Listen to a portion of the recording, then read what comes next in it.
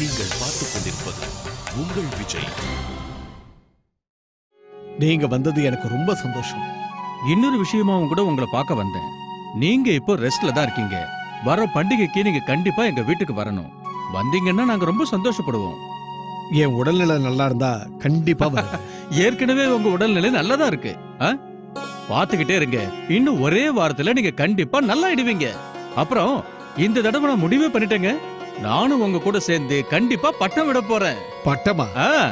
பட்டம் விடுற வயசாங்க நம்ம 2 பேருக்கும். என்னால அதெல்லாம் முடியாது. வயசானது உங்களுக்கு இல்லைங்க, உங்க எதிர்க்கிட்ட நினைச்சுக்கங்க. சொல்லுங்க, அப்படி என்ன பெரிய வயசாயிடுச்சு? ஏதோ கொஞ்சம் உடம்பு சரியில்லைங்கிறதுக்காக உங்களுக்கு வயசாயிடுச்சுன்னு நினைக்கிறதா? ஒரு தடவை உங்க கையால பட்டத்தை எடுத்து பறக்க விட்டு பாருங்க. அதுக்கப்புறம் எல்லாரோட பட்டமும் கண்டிப்பா வெட்டுப்பட்டு கீழே விழுந்தே தீரும். சின்ன வயசுல கார்த்திக் என்ன காலங்காத்தால மொட்டை மாடி கூட்டு போயிடுவான். ஆமா, நீங்களும் நிறைய தடவை சொல்லிருக்கீங்களே. இது கார்த்திகோட மனைவி தானே? நீங்களே பாருங்க, காலம் எவ்வளவு வேகமா ஓடி போகுது இல்ல? கார்த்திகே எடுத்துக்கங்களேன், வியாபாரத்தை அவனே தனியா பார்க்க ஆரம்பிச்சிட்டான். அவனுக்கு கல்யாணமும் ஆயிடுச்சு. அவன் வேலை செய்யற விதத்தை பார்க்கும் போதே அவன் எந்த அளவுக்கு மாறி இருக்கான்னு நல்லா தெரியுது.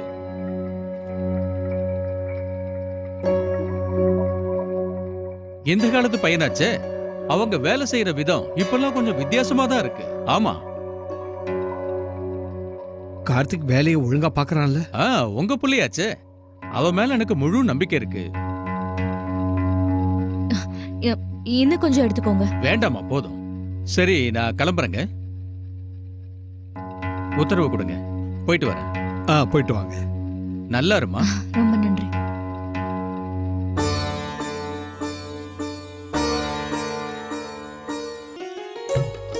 அப்புறமா அதுல கொஞ்சம் நெய்யை விட்டு இறக்குமா. எல்லாரும் இங்கதான் இருக்கீங்களா? யாரையும் வெளியில காணமேன்னு பார்த்தேன். வீட்டு மருமகள்லாம் எங்க மொத்தமா கிளம்பி போயிட்டாங்கன்னு யோசிச்சுட்டு இருந்தேன். அக்கா, நாங்க எல்லாரும் சேர்ந்து கேரட் அல்வா பண்ணிட்டு இருக்கோம். அட, அதுக்கே இந்த கேரட்டை வாங்கிட்டு வந்தீங்க? இதுல சுத்தமா ருசியே இருக்காது. கிராமத்துல கேரட்டை கொண்டு வந்து சமையல் அறையில வச்சா ஊரே திரண்டு வரும். ஆனா இங்க கலர் கூட நல்லா இல்லையே. இல்லக்கா, நான் ருசி பார்த்து தான் வாங்கினேன். நல்லா தான் இருக்கு. வந்தனா, அர்ச்சனா உடைய அண்ணி. ஹலோ அர்ச்சனா, சரி சொல்லு, நீங்களே நாளைக்கு வரீங்கல்ல? எல்லாரும் வரோம். ஆனா நான் உன்ன இன்னைக்கே வர சொல்லன்னு தான் ஃபோன் பண்ணேன். ராத்திரி சமையலுக்கு தேவையானதை பாத்துட்டு இருக்கோம் வந்தனா. நான் அம்மா கிட்ட அல்வா எப்படி பண்ணணும்னு கத்துட்டு இருக்கேன். சரி, ஒன்னும் பிரச்சனை இல்ல. ராத்திரி டின்னர் எல்லாம் முடிச்சதுக்கு அப்புறம் சூர்யா உன்னை கூட்டிட்டு போக வருவாரு, சரியா? இல்ல வந்தனா, நான் நாளைக்கு எல்லாரோடையும் சேர்ந்து தான் வருவேன். அது மட்டும் இல்லாம காலையில நான் ராமாயணமும் இங்க படிக்கணும்ல, மத்த வேலைகளும் இருக்குல்ல. சரி அர்ச்சனா, ஒன்னும் பிரச்சனை இல்ல. நான் உனக்கு ஞாபகப்படுத்தலாம் தான் இப்ப ஃபோன் பண்ணேன். நாளைக்கு சீக்கிரமா வந்துருங்க, சரியா? நாங்க கூட நாளைக்கு எப்ப விடியும் தான் காத்துட்டு இருக்கோம். அத்தை கூட உன்னை பத்தி கேட்டுட்டு இருந்தாங்க, தெரியுமா? அப்படியா? நான் உங்ககிட்ட போன்ல பேசலாமா? நானே உங்களை இன்வைட் பண்றேன். அது மட்டும் இல்ல, அவங்க நம்மளோட ஸ்பெஷல் கெஸ்டா இருப்பாங்கல்ல. பாட்டி கூட உங்களை சந்திக்க ரொம்ப ஆர்வமா இருக்காங்க. அதனால நானே உங்களை கூப்பிடுறேன். இப்பவே போன் கொடுக்கறேன், ஒரு நிமிஷம். வந்த அத்தை, வந்து நான் நாளைக்கு சீமந்தத்துக்கு உங்களை கூப்பிடணும்னு ஆசைப்படுறா. முதல் தடவையா கேள்விப்படுறேன். தன்னோட சீமந்தத்துக்கு தானே போன் பண்ணி கூப்பிடுறாளா?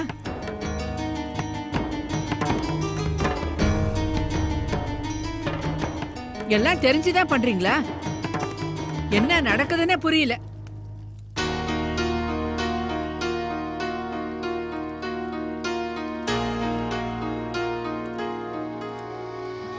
ஹலோ, என்ன சொல்லு. வந்தனா, எனக்கு இப்ப கிச்சன்ல நிறைய வேலை இருக்கு. நான் உன்கிட்ட அப்புறமா பேசவா? நீ நாளைக்கு தேவையான ஏற்பாடுகளை பாரு. நம்ம நாளைக்கு பார்க்கலாம்.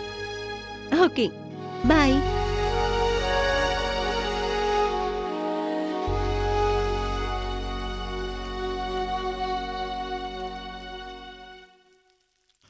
அம்மா, கார்த்திக் தம்பி ஆபீஸ்ல இருந்து வந்துட்டாரு. இந்த நேரத்துல வந்திருக்கானா? போய் பாருமா. அர்ச்சனா, நானும் உன் கூட வரேன், வா. இத நான் பாத்துக்கிறேம்மா. அவர் ரொம்ப இம்பார்ட்டன்டான கிளையண்ட், அதனாலதான் அவரை இன்னைக்கு டின்னருக்கு வீட்டுக்கே கூப்பிட்டேன். ஆனா கார்த்திக், நீ எதுக்காக அவரை வீட்டுக்கு கூப்பிட்ட? இது வியாபார விஷயம். இது வரைக்கும் நம்ம எந்த கிளையண்ட்டையும் வீட்டுக்கு கூப்பிட்டதில்ல. அது உனக்கே நல்லா தெரியும். அப்படி இருக்கும்போது ஏன் கூப்பிட்ட? அதானே, ஆபீஸ் விஷயங்கள் ஆபீஸ்ல மட்டும்தான் இருக்கணும், வீட்டுக்குள்ள வரக்கூடாது. ஆனா வீட்டுக்கு சாப்பிட கூப்பிட்டா ஒரு புது உறவு ஏற்படும். ஆ, அவரை சாப்பிட கூப்பிடணும்னா ஏதாவது ஹோட்டல் கூட்டு போ. வீட்டுக்கெல்லாம் யாரும் வர வேண்டாம். நீங்க தானே வெளியில போக வேண்டாம்னு சொன்னீங்க. அதான் நான் வீட்டுக்கு கூட்டு வரலாம்னு நினைச்சேன். ஆனா இப்ப வெளியில கூட்டு போன்றீங்க. உனக்கு நான் சொல்றது புரியுதா புரியலையா?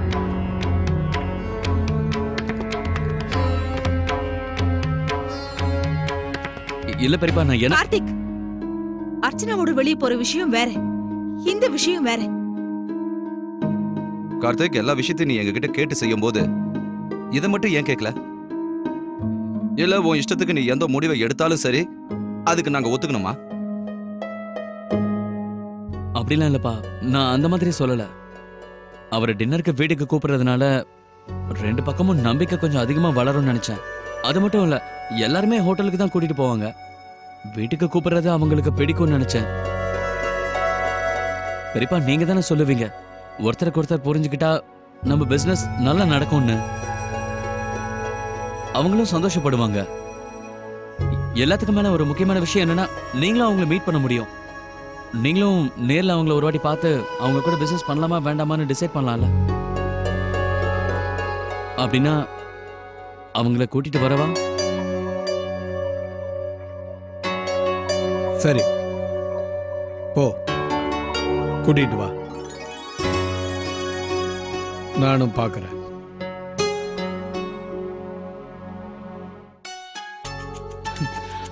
அப்ப சரி பெரியப்பா, நான் போய் ஃப்ரெஷ் அப் ஆயிட்டு போயிடுறேன். டைமுக்கு போய் அவங்கள ஏர்போர்ட்ல பிக்கப் பண்ணோம். வா அர்ச்சனா. ம், அர்ச்சனா, சாப்பாடெல்லாம் கரெக்டா இருக்கணும், புரியுதா? எல்லாம் நான் பாத்துக்கிறேன். ம்.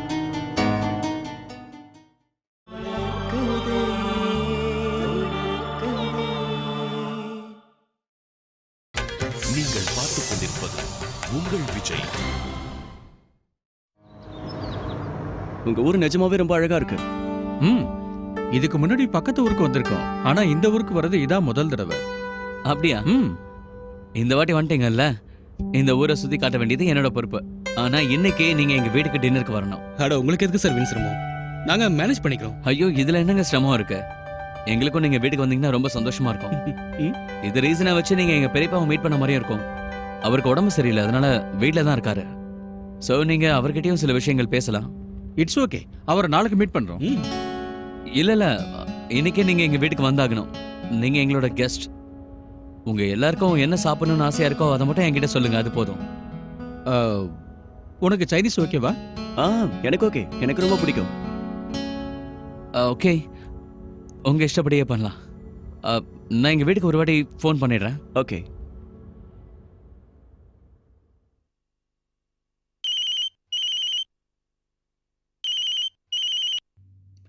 கார்த்திக், அர்ச்சனா, எல்லாருக்கும் சைனீஸ் ஸ்டைல்ல டின்னர் பண்ணிடு.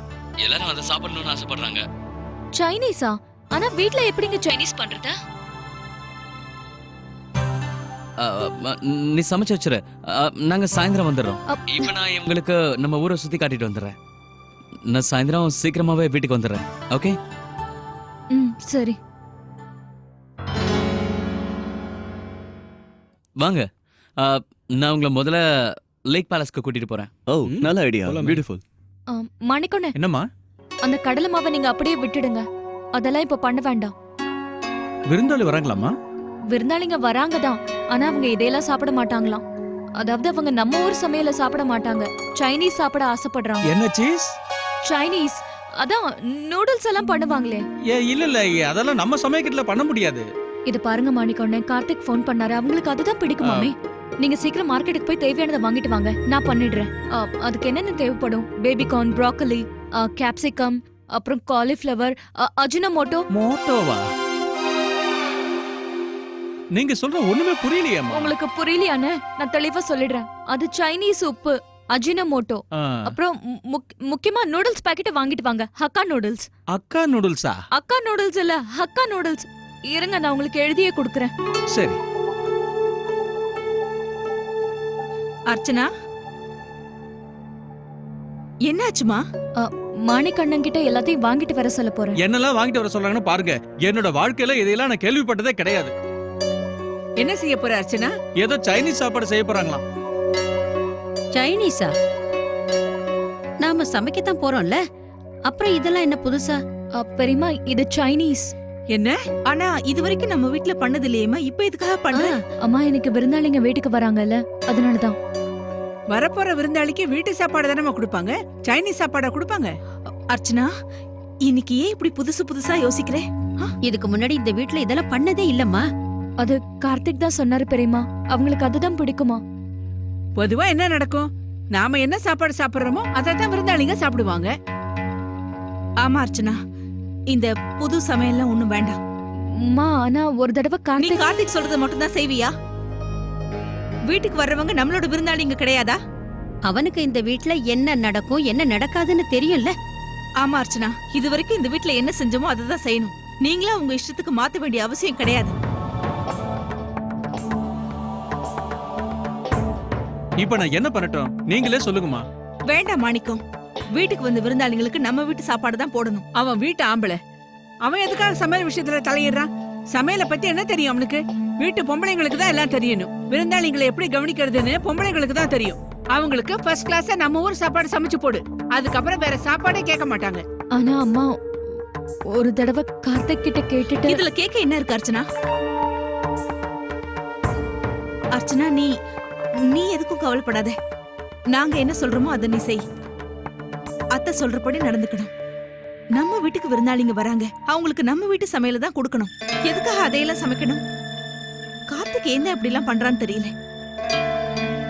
மாணிக்கம், கடலை மாவு சலிச்சு வைக்க சொன்னே, சலிச்சிட்டீங்களா? நான் அதாம பண்ணிட்டு இருந்தேன். நான் போய் பருப்பு வேக வைக்கிறேன் சாந்தி. அப்புறம் ஸ்வீட்டுக்கு அல்வா, குலோப் ஜாமுன், கேசரி பண்ணிடுங்க. சரி. அர்ச்சனா, நீ பூரிக்கு மாவு பசனி வச்சிரு. மாணிக்கம், அதுக்கப்புறம் பாயசத்துக்கு அரிசியை களைஞ்சு வச்சிருங்க.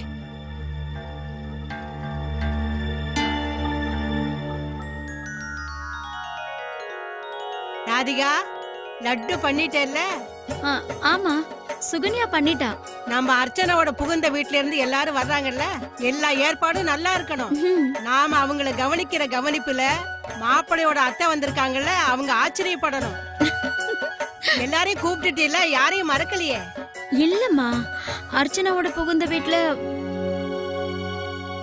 ஐயோ அம்மா, நான் நந்தினியோட மாமியார் வீட்ல யாரையுமே கூப்பிடல, மறந்துட்டேன். மாப்பிள்ள ஊருக்கு போயிருக்கிறதா சொன்னாங்க. நான் ஒண்ணு பண்றேன், நந்தினிக்கு ஃபோன் பண்ணி அவளை கூப்பிடுறேன். பாத்தியா, மறந்து போயிட்டேன். இப்பவே நான் ஃபோன் பண்ணிடுறேம்மா.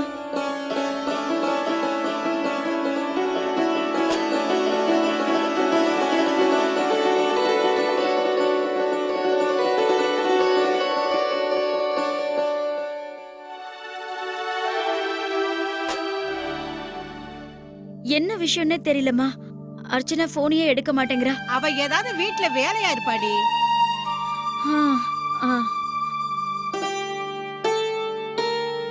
அப்புறமா மறக்காம போன் பண்ணிடு. நம்ம வீட்ல ஒரு விசேஷம் நடக்க போகுது, சம்பிரதாயங்களை மறக்க கூடாது. மாட்டேம்மா, ஞாபகமா போன் பண்ணிடுறேன். அதுவும் ராமாயண நாடகம் போடும்போது கூட நந்தினி வீட்ல எல்லாரையும் கூப்பிட்டோம். ஆனா அவங்க ஏன் வரலன்னு தான் தெரியல. இந்த தடவை வந்தாங்கன்னா நல்லா இருக்கும், எல்லாரையும் சந்திச்ச மாதிரி இருக்கும் இல்லையா? அப்பா, மாத்திர.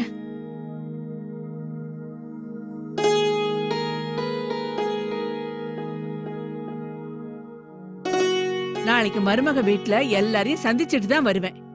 நந்தினி, நீயும் வர இல்ல? உன் மாமியார் வீட்லயே எல்லாரையும் கூப்பிட்டுருப்பாங்கல்ல? அத்தை, இன்னும் உங்ககிட்ட பேச முடியல. அப்படி கூப்பிட்டிருந்தாங்கன்னா அவங்க கண்டிப்பா வருவாங்க. அதுவும் கரெக்ட் தான். புள்ளைய பெத்தவங்களாச்சே, அவங்கள நம்ம கூப்பிட்டு தானே ஆகணும். தம்பி, நாளைக்கு ராஜசேகர் ஆபீஸ்க்கு போயிடுவான். நீ தனியா தானப்பா இருப்ப. நான் காவேரி கிட்ட சொல்லிடுறேன், அவ வீட்ல இருந்தா உன்னை பாத்துக்கிட்டோம். அதெல்லாம் வேண்டாக்கா, நான் நல்லா இருக்கேன். அது மட்டும் இல்ல, மாணிக்கா என் கூட இருக்கான்ல. அப்பா, நான் உங்க கூட இங்கே இருக்கேன்பா. பாவம் அம்மா எதுக்காக இங்க இருக்கணும்? அவங்க அங்க போகணும்னு ஆசைப்படுறாங்க. நீ எதுக்காகமா இங்க இருக்கணும்? இந்த மாதிரி விஷயத்துக்கு பொம்பளைங்க வந்தாதான் நல்லா இருக்கும். உன் மாமியார் வருவாங்க, நீ அங்க இருந்தா அவங்கள சந்திக்க நல்லா இருக்கும்.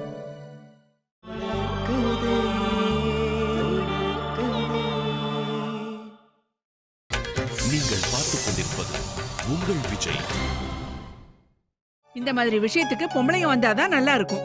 உன் மாமியார் வருவாங்க, நீ அங்க இருந்தா அவங்கள சந்திக்க நல்லா இருக்கும். நீ போயிட்டு வாமா. இந்த நேரத்துல அர்ச்சனா வீட்டுல இருக்கவங்களையும் நீ பார்த்த மாதிரி இருக்கும். அது மட்டும் இல்லக்கா, இன்னும் கொஞ்ச நாள்ல அவ மாமியார் வீட்டுக்கு போயிடுவான்ல. நான் உங்க 2 பேருக்கும் டீ கொண்டு வரேன்பா. சரி, ஓகே. ஆனா கார்த்திக் ஃபோன் பண்ணியிருந்தான். அவங்களுக்கு ஊரை சுத்தி காமிச்சிட்டானா இன்னும் கொஞ்ச நேரத்துல வீட்டுக்கு வந்துருவாங்களாம். விருந்தாளிங்க வந்துகிட்டே இருப்பாங்க. நான் பூஜையை முடிச்சுக்கிறேன். ஆனா நீங்களும் போய் கொஞ்ச நேரம் ரெஸ்ட் எடுத்துக்கங்க.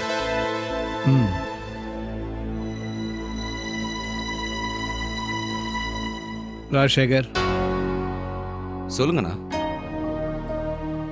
மகான் வந்திருந்தாரு என் உடல்நிலையை பத்தி விசாரிக்க. அப்படியா? என்னால புரிஞ்சுக்க முடியல, ஆனா அவர் எதையோ மனசுல வச்சுக்கிட்டு பேசினாரு. நம்ம கார்த்திகை பத்தி. கார்த்திகை பத்தியா? என்ன? அவன் வேலை செய்யற விதத்தை பத்தி பேசினாரு. ஆபீஸ்ல ஏதாவது தப்பா நடக்குதா? இல்லையண்ணா, அப்படி ஒண்ணும் இல்லையே. நீங்க தான் ரொம்ப கவலையா இருக்கீங்க. என்ன விஷயம்னா? இப்பெல்லாம் நம்ம கார்த்திக் மனசுல என்ன நினைக்கிறான்னு என்னால புரிஞ்சுக்க முடியலப்பா. என்கிட்ட அவன் எதை பத்தியும் பேசல. முன்ன மாதிரி ரொம்ப சகஜமா என்கிட்ட நடந்துக்கிறது கிடையாது. மருமகளுக்கு உடம்பு சரியில்லைன்னு உடனே வீட்டையே 2ஆக்கி தலைகீழா மாத்திருக்கான். நம்ம அக்கா கிட்டயே சண்டை போட்டிருக்கான். அதுக்காக என்கிட்ட வந்து மன்னிப்பு கேட்டு பேசுவான்னு நினைச்சேன். ஆனா வரல. அவன் தப்பு பண்ணது அவனுக்கே புரியலன்னு நினைக்கிறேன். அக்கா எது பேசினாலும் அதை பெரிய பிரச்சனையாக்குறான். நம்ம வீட்டுல இந்த மாதிரி நடந்திருக்கா? என்னால இதை தாங்கிக்க முடியல. ஆனா நான் வேணா அவன் கிட்ட பேசி பார்க்கவா? பேசுறதுனால என்ன ஆக போகுது? அவன் நடந்துக்கிற விதமே எல்லாத்தையும் காட்டுது.